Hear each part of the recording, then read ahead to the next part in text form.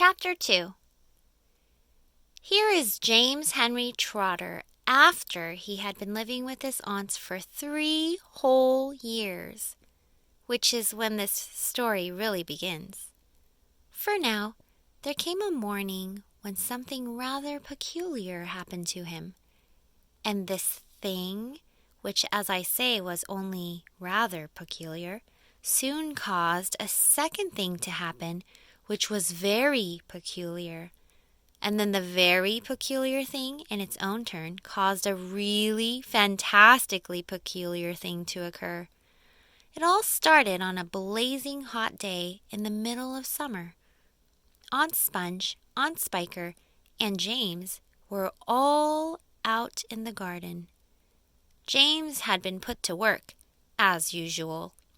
This time he was chopping wood for the kitchen stove.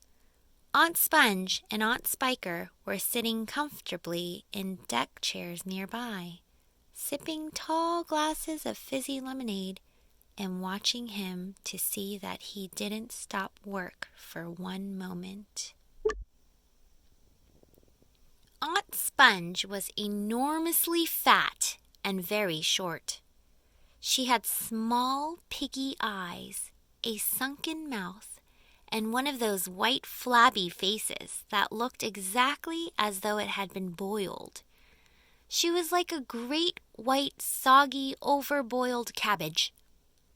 Aunt Spiker, on the other hand, was lean and tall and bony, and she wore steel-rimmed spectacles that fixed onto the end of her nose with a clip.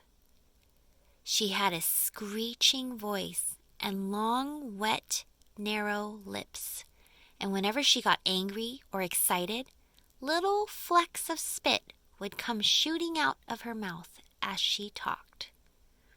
And there they sat, these 2 ghastly hags, sipping their drinks and every now and again screaming at James to chop faster and faster. They also talked about themselves, each one saying how beautiful she thought she was. Aunt Sponge had a long-handled mirror on her lap, and she kept picking it up and gazing at her own hideous face.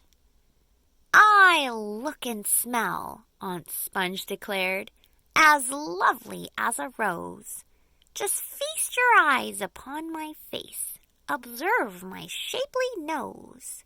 Behold my heavenly silky locks, and if I take off both my socks, you'll see my dainty toes."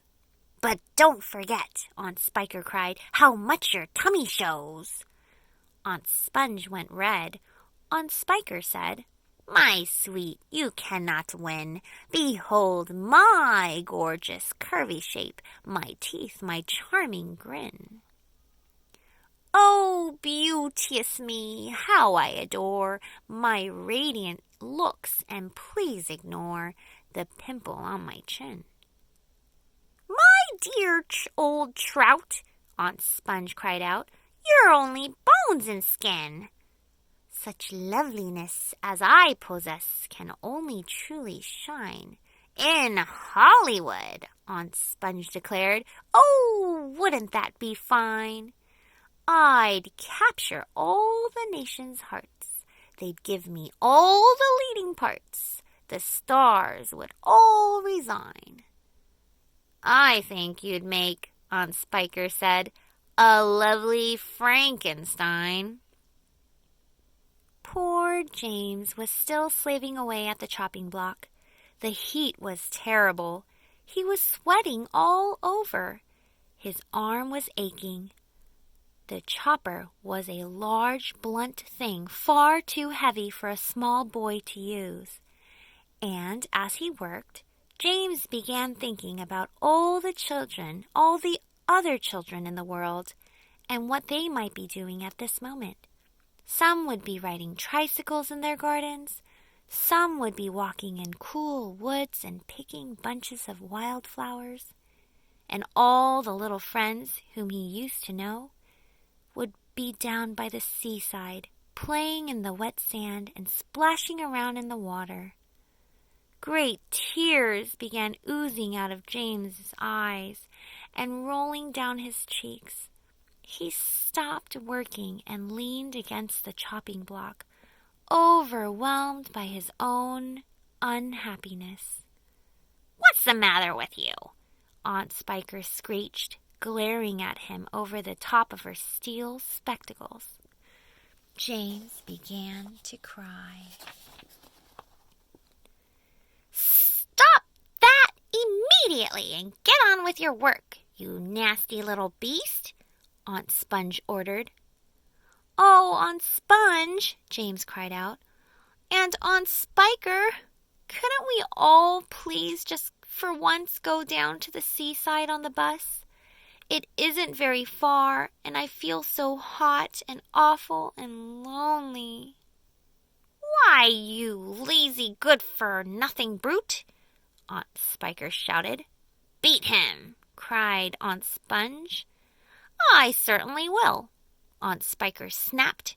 She glared at James, and James looked back at her with large, frightened eyes. "I shall beat you later on another day when I don't feel so hot," she said.